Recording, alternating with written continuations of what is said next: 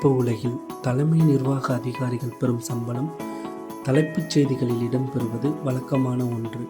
ஆனால் இந்த முறை கூகுளின் தாய் நிறுவனமான ஆல்பபெட் தலைமை நிர்வாக அதிகாரி சுந்தர் பிச்சை வேறு ஒரு காரணத்திற்காக செய்திகளில் இடம் பிடித்துள்ளார்.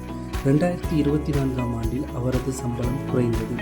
சுந்தர் பிச்சை 2024ஆம் ஆண்டில் 10.72 மில்லியன் சம்பாதித்தார். இது 2022ஆம் ஆண்டில் அவர் பெற்ற 226 மில்லியனை விட மிக குறைவு.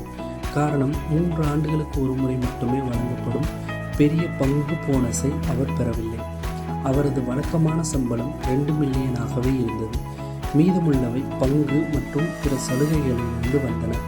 அவரது சம்பளம் குறைந்தாலும் ஆல்பபெட் நிறுவனம் அவரை பாதுகாப்பாக வைத்திருக்க அதிக அளவில் செலவிட்டுள்ளது. 2024இல் நிறுவனம் அவரது பாதுகாப்பிற்காக 8.27 மில்லியனை செலவிட்டுள்ளது.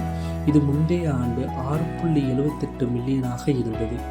அவரது பாதுகாப்புக்கான செலவில் வீட்டு பாதுகாப்பு, பயண பாதுகாப்பு மற்றும் கார் சேவைகள் ஆகியவை அடங்கும். சுந்தர் பிச்சை அதிக இடங்களுக்கு பயணம் செய்ததே அவருக்கான பாதுகாப்பு செலவினங்கள் அதிகரிப்பதற்கு காரணம் என தெளிவுபடுத்தப்பட்டுள்ளது. மேலும் இந்த பாதுகாப்பு செலவுகள் தனிப்பட்ட நன்மைக்காக அல்ல, அவரது வேலையின் ஒரு பகுதி எனவும் விளக்கமளிக்கப்பட்டுள்ளது. சுந்தர் பிச்சை தமிழ்நாட்டின் மதுரையில் உள்ள ஒரு எளிய வீட்டில் வளர்ந்தார். அவர் IIT காரக்பூரில் படித்தவர். உயர் படிப்புக்காக ஸ்டான்போர்டு மற்றும் வார்டனுக்கு சென்றார். இன்று அவரது நிகர மதிப்பு சுமார் 1.1 பில்லியன் என கூறப்பட்டுள்ளது.